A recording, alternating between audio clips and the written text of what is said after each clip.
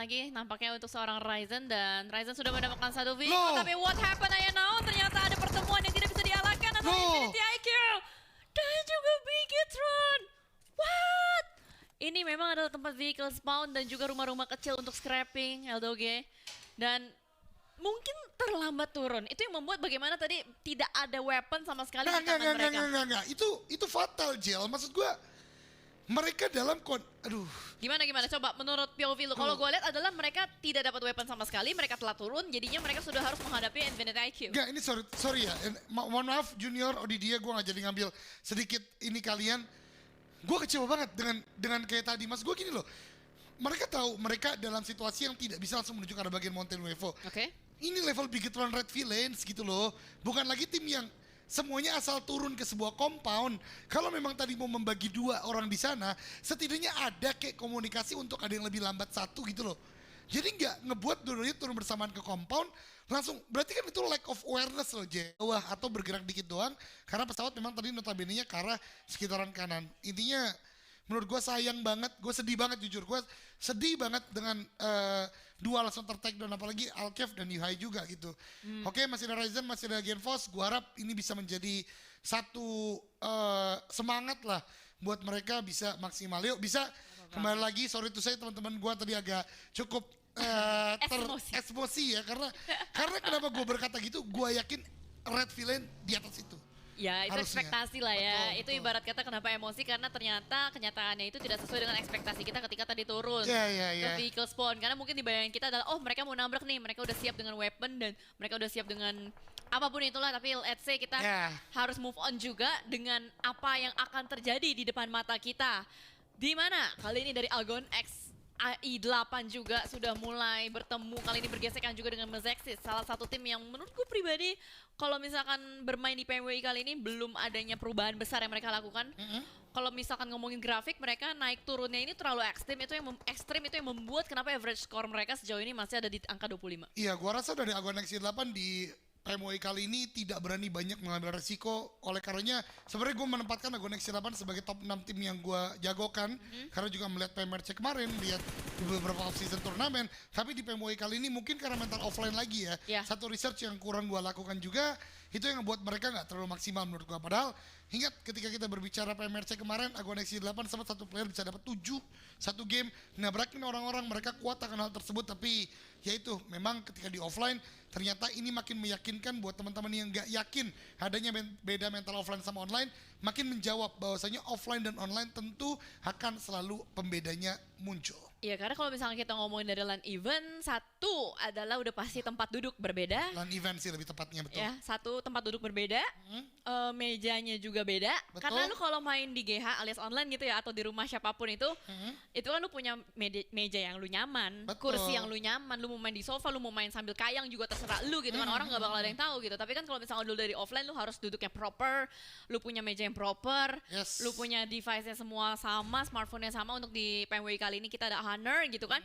Jadi itu yang mungkin membuat sebuah perbedaan di PMWI All Star Stage ini. Mereka butuh melakukan adaptasi cepat, dan adaptasi cepat itulah yang akan menjadi faktor pembeda. Dimana kali ini gue melihat adanya adaptasi cepat yang sedang dilakukan oleh pemain-pemain dari DRS, lalu juga tadi ada Valken dan ada di Plaskia juga, betul. Tiba-tiba untuk di hari ini mereka menyusup ke arah papan atas. Tapi ini seru nih, Miramar terakhir gue liat Face Clan balik ke setelan pabrik nih.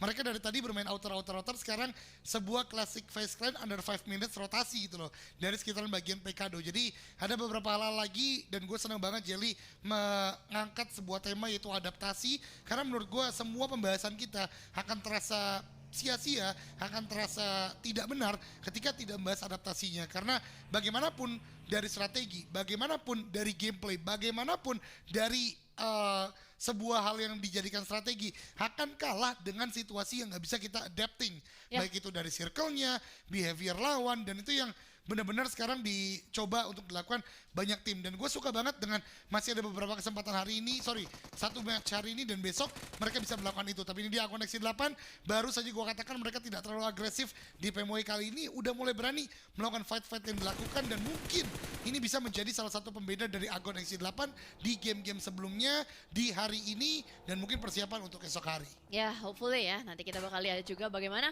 mereka akan melakukan adaptasi tersebut. Dan Well, Los Leones nampaknya akan menjadi kota entry, pintu masuk lah ya, bisa kita bilang seperti itu untuk di zona kedua.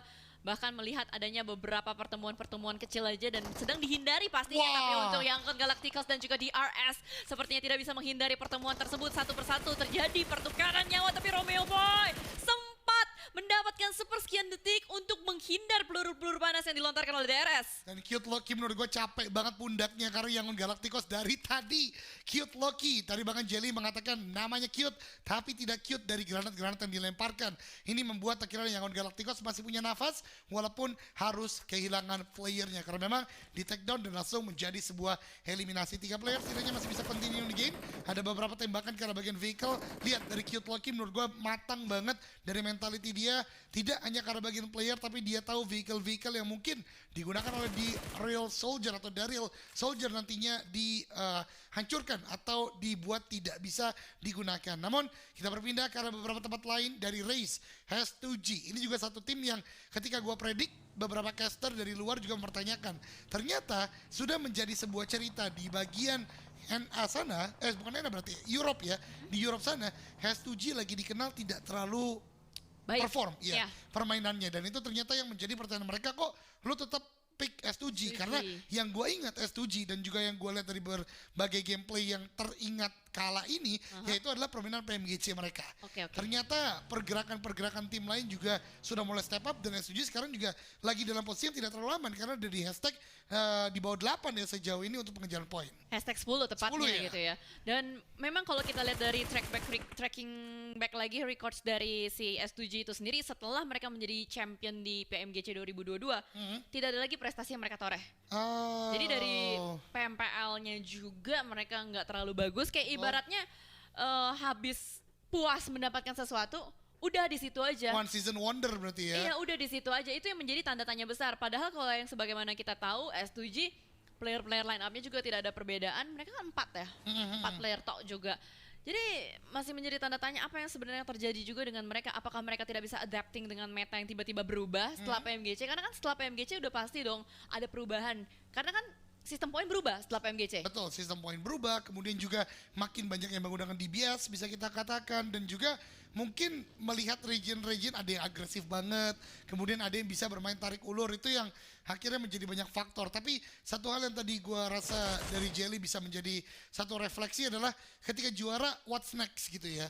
Memang next? Turnamen berikutnya akan menuju ke arah PMGC cukup lama lagi. Tapi kalau semangat itu padam, nggak membara lagi, bahkan mungkin kalau tim sebesar S2G atau siapapun lah, kita nggak sebut nama misalnya, pernah juara dunia, kemudian nggak ada apinya lagi, taruh di Jawara juga bisa jadi mereka nggak menang, istilahnya gitu. Waduh, jauh ya. Nggak, gitu. Tapi maksud gue adalah ketika bermain Battle Royale butuh fokus, dan fokus kadang-kala datang dari tadi mentality yang gue mau terus juara gitu loh, Jel. Lebih ke arah lu haus terus ya, haus akan juara, lu nggak pernah puas juga. Betul. Dan selalu menginginkan lebih gitu loh. Jadi lebih ke arah semangatnya, passionnya juga itu yang tidak pernah padam. Seperti mungkin kalau kita refleksi sedikit kayak Nova Esports lah ya.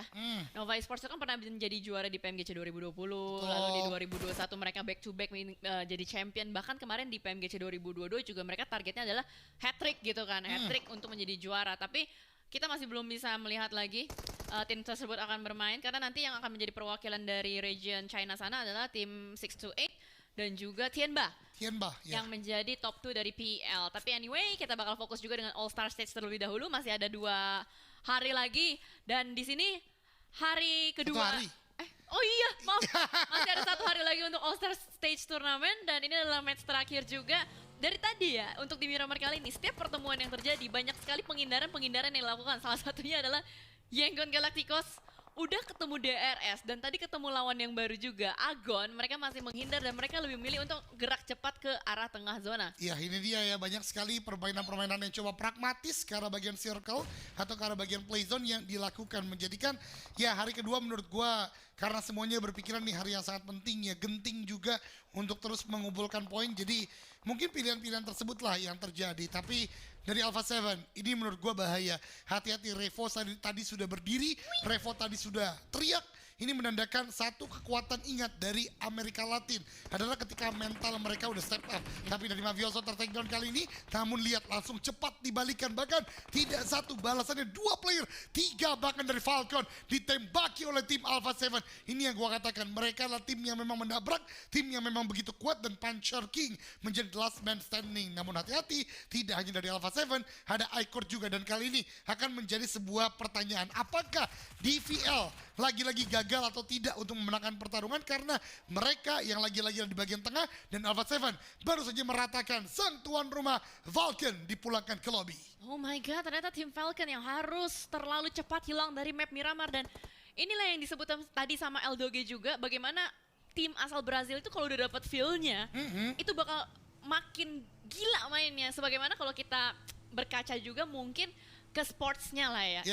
Sebut saja kayak bola ke gitu. Conventional sportnya. Ya, ke sepak bola. Bagaimana kalau misalkan mereka sudah mendapatkan moodnya, mereka bakal dancing. Dan mungkin itu adalah penjagaan mood yang sedang dilakukan oleh Alpha 7. Tapi, wait a minute, Alpha 7 pun mereka mendapatkan penjagalan kali ini. Rotasi mereka tidak mulus, karena di depan mereka sudah ada S2G kembali yang mereka sama-sama juga harus memperebutkan entry-nya. Di depan mereka sudah ada iCourt, yang notabene iCourt ini memegang satu compound, dan compound tersebut adalah tempat yang nyaman untuk mereka jadikan sebagai watchtower. Betul banget, teman-teman pasti mengetahui bagaimana gereja di sekitaran Cumacara itu enak banget ya untuk melakukan pick off ke arah bagian sekitarnya. Itu mungkin yang akan coba dilakukan, tapi fokus kita Sam 9 dan juga G Gladiator, di mana dua tim ini sekarang harus berjibaku di bagian ujung zona. Mereka hanya punya sekitar 2 menit lebih sedikit untuk menyelesaikan fight kali ini. Kenapa gue katakan harus selesai? Karena yang tidak selesai nggak bisa masuk, yang tidak selesai tidak bisa menghadapi Face Clan yang udah melakukan gatekeep karena bagian mereka. Matic terhadap tembakan dari Depth Score, dan sekarang Cook Nate ini akan cukup matang. 3-2-1 lempar high toss karena bagian G Gladiator menutup di sana. Yang kedua pun dilempar, belum ada knockdown ternyata karena G Gladiator. Oke, agak sedikit lama, nampaknya fight-nya benar-benar tertata dengan rapi, tapi oh my god, satu player tadi terpantau Depth. Satu player Sam 9 yang cukup mengangkat timnya dan sempat memberikan performance yang benar-benar amazing banget di PMSL kemarin.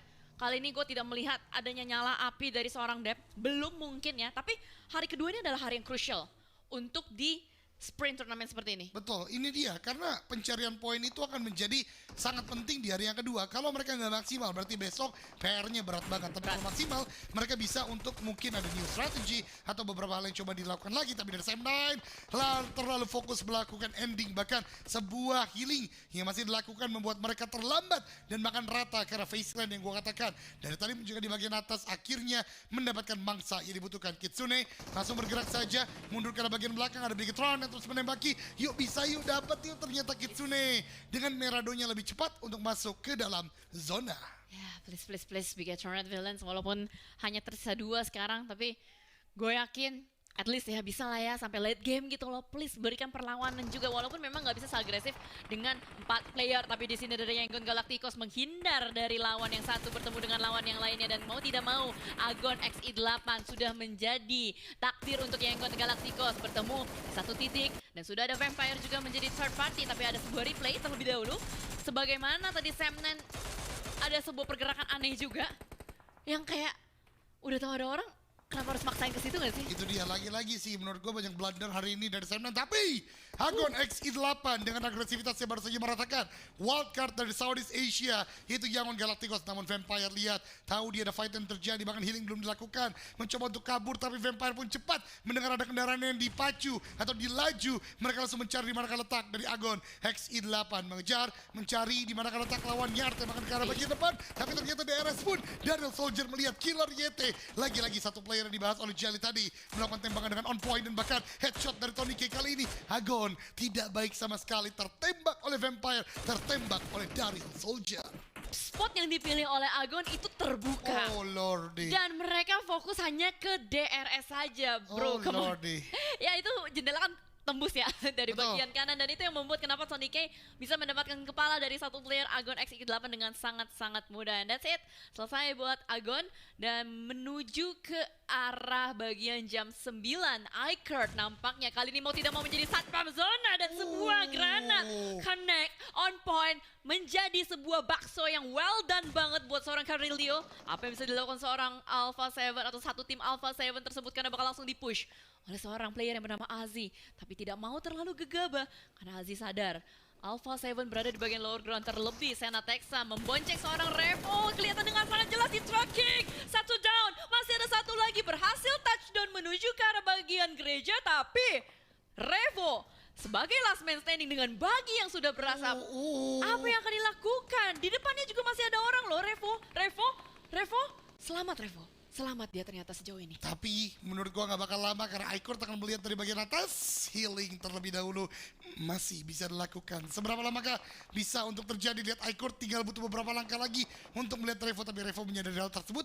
Dia lihat kanan, dia lihat kiri. Memang satu player yang mempunyai kualitas luar biasa ini ternyata lebih memilih untuk tidak terlihat dari bagian gereja. Rules OG sudah dikirimkan ke bagian depan. Udah mempunyai sebuah compound, tapi Vampire terus melakukan sebuah pertahanan. Vampire terus melakukan sebuah defensif. Ini membuat dari Daryl Soldier tentu tidak mudah untuk mulai bergerak. Healing dilakukan, Delta sudah mulai melakukan sebuah movement menunggu satu player lainnya. Ternyata ini dia sebuah movement dengan Kup Army yang lebih cepat dan Merado di bagian belakang. Pilihan yang cukup baik menurut gua, mengingat Meradonya memang terbuka tapi udah mulai berasap. Apakah bisa? Dari Daryl Soldier tertembak, ternyata Delta meletup dan Vampire memanfaatkan kesempatan kali ini untuk terus menghukum, membuat dari Daryl Soldier untuk tidak mudah memenangkan atau mendapatkan kontestasi atas compound ini. Rotasi dari DRS dibuat sedikit ngalor ngidul ya nampaknya ya. Karena tadi juga Mirado emas yang diambil sama mereka ketika mereka turun di bagian HDP mau dibuat hancur oleh pemain-pemain asal dari Thailand, Vampire, yang menginginkan kembali Winnie Chicken Dinner mereka kemarin. Tapi satu hal yang perlu teman-teman sadari juga, hari ini bukanlah hari untuk Southeast Asia. Karena sebagaimana Winnie Chicken Dinner yang tercatat, dari match pertama sampai match kelima tadi semuanya tidak ada dari Southeast Asia. Ada sih yang Asia, ya South DRS, Asia. iya South Asia, Betul. tapi kan tetap aja gitu loh, kita kan membawa nama jadi Seaprai. Memang sebenarnya Asia lagi sih, iya semua. Ya gimana? Iya. Maunya gimana dah? Daryl Soldier Asia Selatan. Tapi gue maunya Southeast Asia. Iya, memang Southeast Asia masih belum mendapatkan istilahnya kemenangan lah ya di hari ini. Tapi kemarin tuh. Kalau kemarin hampir semua kita 5 dari 6 malah. Makanya Iya kan? Ya tapi ini, memang hidup itu harus adil, Jel. tapi nggak bisa, ini kan kompetisi. Emang CWK ini agak sulit ya saya lihat. Kompetitif saya orangnya. Anaknya kompetitif banget kayak lari-lari tadi ya. Kompetitif banget emang Jelly hari ini lomba lari guys. Tapi memang untuk menuju ke satu tujuan kita perlu berlari menuju ke arah finish line tersebut. Betul. Jangan berhenti berlari sebelum kalian menyentuh finish line tersebut. Itu dia, karena berlarilah sampai mendapatkan yang kalian tuju. Itu dari Jelly, karena Jelly hari ini berlari, kemudian juga bisa berlari ke dalam studio kita lagi. Jadi luar biasa lah Jelly hari ini. Ya, MVP, olahraga. Jelly hari ini. Muncul nanti asetnya. Untuk pakai sepatu Keds ya. Iya benar. Coba lagi pakai hak. Waduh. Wah. Sulit. Sulit. Ya, tapi di sini dari iCurt juga sulit nih buat masuk. Dia tadi emang dapetin watchtower ya di bagian gereja. Betul. Tapi begitu zona yang bouncing, mau nggak mau dia harus turun gunung, mereka harus menghadapi beberapa player-player asal dari S2G. Kita lihat bagaimana Arab sudah mulai motong balik pemain-pemain dari S2G dari bagian high ground. Dia bisa membuat mereka semua tertunduk, tidak bisa melakukan pergerakan banyak untuk S2G. Jujur gue takjub dengan gerakan dari iCurt kali ini. Mereka berani banget dan tahu untuk bisa bagaimana mengangkat pergerakan dari S2G. Tapi granat S2G ternyata lebih on point guys. Satu player dari iCurt udah tumbang, mencari yang berikutnya dan ini bahaya banget. Mereka masih saling melakukan healing, belum bisa melakukan tembakan. Bahkan belum ada satupun yang tumbang dari tim S2G. Dan ini justru dibalikan keadaannya. Satu hal yang menurut gue sangat disayangkan dari tim iCurt malah mereka yang harusnya mengontrol dari bagian ini, justru mereka sekarang dibalikan dan ini tidak baik sama sekali. Dan dari Bigetron, Ryzen harus tumbang. Masih ada Genfos punya the last man standing. Tembakan ke bagian S2G datang dari manakah? kita belum melihat, tapi justru dari DRS yang ter-take down. Datang dari S2G, maju ke arah bagian dari tim Ikert. Last man standing dicari, dan Ikert pulang ke lobby oleh S2G. Pun juga Daryl Soldier yang memang ditembaki satu persatu oleh Infinity IQ, membuat dua tim setidaknya tumbang dengan sangat cepat. Kali ini Bigetron pun juga ditumbangkan. Ternyata DRS masih satu orang, tapi setidaknya ini udah sulit banget bagi dia untuk melanjutkan peperangan. Not a good day buat Bigetron Red Villains. Mereka perlu bounce back untuk di hari esok. Gue benar-benar berharap banyak untuk mereka. At least bisa top 6. At least bisa ngejar poin yang ada di peringkat 6 sejauh ini. Ada Alpha 7 dengan 75 poin. Semoga besok dengan 6 match mereka bisa bermain lebih stabil lagi. Pokoknya apapun itu, semoga mereka bisa adaptasi dengan cepat. Itu kuncinya. Iya, itu dia, adaptasi dengan cepat tentu untuk mencari poin yang memang tertinggal. Karena kali ini FaZe Clan pun masih bisa melanjutkan peperangan. Paling dekat kali ini Bigetron dengan Alpha 7. Itu pun, FaZe Clan tadi mas gue, dengan Alpha 7 itu pun berbeda. Cukup jauh, satu game harus mengejar gitu ya.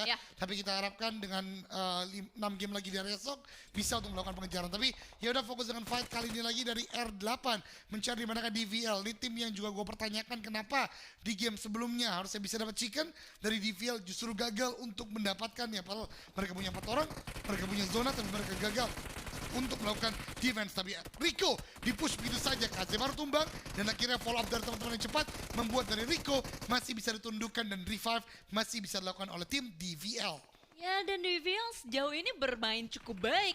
Dengan bagaimana mereka bisa menyentuh pemain bernama Kazemaru tersebut, pastinya mengkokohkan kembali manpower mereka, dan seorang carry boy dari lawannya sepertinya tidak mau harus menjadi last man standing. Tapi ternyata Infinity IQ seperti menembak mobil-mobilan mainan. Lu tau gak sih? Kayak lu lagi main di pasar malam, ada yang lewat-lewat harus lu tembakin, dan itu semua target sasarannya adalah Vampire, dimana kali ini bergeser menuju ke S2G. Hamsi kali ini berulang menuju ke arah FaZe Clan, mendapatkan 1, mendapatkan 2. Dan apa yang bisa dilakukan oleh FaZe Clan? Dibuat acak-acak tidak berdaya. Last man standing Mela hanya dengan menggunakan DPS serta Groza. Mampukah dia melakukan clutch menuju ke arah pemain-pemain dari S2G karena 1 melawan 3. Ini adalah hal yang sulit dengan low health. Dan S2G lah yang berhasil membuka entrance masuk ke dalam zona. Baru kita bahas S2G apa yang terjadi di hari ini, tapi ternyata mereka kembali ke sebuah tracking permainan yang luar biasa. Mereka kembali menunjukkan gameplay yang begitu gemilang dan akhirnya mendapatkan kemenangan atas tim besar, yaitu FaZe Clan. What a play tentunya dari S2G, tapi S2G akan kembali lagi diuji oleh pergerakan Yoko, Hama, Donat, Farel datang dari DVL. 2 kendaraan, wah itu Meradonya fatal banget teman-teman, tapi tembakan Kazemaru nembakin 1 dan ternyata baru gua katakan fatal. S2G yang tumbang diratakan dengan gerakan yang tak terduga datang dari DVL. Bro, ini tim tadi game sebelumnya gak ngapa-ngapain, sekarang tiba-tiba bisa begini. What happened with DVL, Jale? Gua nggak tahu DVL makan apa buat di match terakhir, tapi kalau kata mereka Don Gabang, Don. Heran gua. Ternyata mereka geragasnya di match terakhir gitu kan. Ini adalah salah satu tim yang sempat lu prediction kan. Betul. Untuk di match sebelumnya. Dengan harapan mereka bisa menjaga center circle-nya. Tapi mereka bermain outer gameplay jauh lebih keren. Dan atraksinya itu yang ngedistraksi S2G.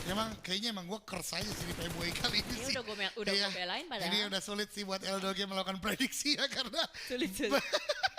karena beberapa kali yang gue prediksi sebenarnya tengah circle. Tapi mereka nggak bisa ngapa-ngapain gitu loh. Ini justru main nekat malah bisa. Tapi ya udah, kita kesampingkan terlebih dahulu karena Vampire sang raja terakhir baru saja menumbangkan prediksi gua. Lu milih siapa tadi? DRS di hashtag keempat. Ya? Nggak dapat poin lagi. Dapat poin lagi. At least top 3 dek. Aduh, tapi ini top 3-nya seru nih. Ketiga-tiganya punya 4 player, Jale. Wah, come on bro. Kita masih ada Vietnam, kita masih ada Thailand. Kita punya Sea Pride. Betul. Infinity IQ dan juga Vampire. Betul, ini dia. Kita misinya sekarang hashtag Sea Pride ya. Untuk pengejaran kemenangan di game kali ini. DVL, satu tim yang game sebelumnya fatal sekali. Kali ini udah tertembak missile. Tertembak dengan luar biasa dari Tony K dan langsung menjadi sebuah ending. 10 eliminasi sudah didapatkan oleh Vampire di game kali ini. Tony Kurniawan sudah mulai beraksi, akhirnya muncul gitu ya keagresifan dari Vampire yang dari kemarin sempat, dari tadi lebih tepatnya, yang sempat buram atau sempat hilang. Dan Stone mininya connect menuju ke arah Kazemaru yang sedang bergerak, tappingnya on point, tapi di still elimination oleh seorang mengendalikan zona juga, tapi mereka ada di lower ground. Itu kalau Ravenclaw on point, ngeflanknya, ini bisa diacak-acak juga pergerakan dari Infinity IQ. Betul, lagi-lagi Ravenclaw ini akan menjadi sebuah pembeda dari Vampire, tapi dengan 2 tembakan menuju ke arah bagian body shotnya, membuat dia harus melakukan healing terlebih dahulu, dan membuat dari Vampire tidak bisa terlalu agresif. Namun begitu, Infinity IQ juga agak cukup melimpungan dari Ravenclaw. Ini dia, tidak hanya Stone yang memang jago dari mini 14, Ravenclaw pun bisa melakukan yang demikian. Dan ini dia kemenangan pasti untuk Southeast Asia, karena memang top 2-nya antara Infinity IQ melawan Vampire Esports. Dan ini adalah 4v4 situation, fair and square untuk keduanya. Dan bahkan Vampire mengendalikan 2 sisi secara bersamaan. Tadi gue sempat lihat Tony Kurniawan. Wow! Granatnya connect ke arah satu player. What? Apa itu 3-point shoot, buy one get one free ternyata dilakukan. Dan semua pemain dari Infinity IQ tidak Oh berpindah my dan Swash God. memberikan follow up net menuju ke arah pemain-pemain Infinity IQ. Sudah digeprek, sudah dihancurin posisinya. The Ferrari mau ngepick kemana lagi. And one more time, Vampire menyelamatkan Southeast Asia di hari kedua PMWI. Dan winner chicken dinner untuk mereka. Raja terakhir PUBG Mobile World Invitational, lagi-lagi World itu tersusun dari 2V. Vampire Victory mendapatkan kemenangan di game kali ini, dan semakin dekat dengan mimpi mereka, semakin kaya di Asia Tenggara dengan kemenangan yang lagi-lagi mereka butuhkan. Dari PMRC itu mereka anggap scrim, dari PMSL mereka anggap itu turnamen dengan prize pool yang kecil, tapi di PMWI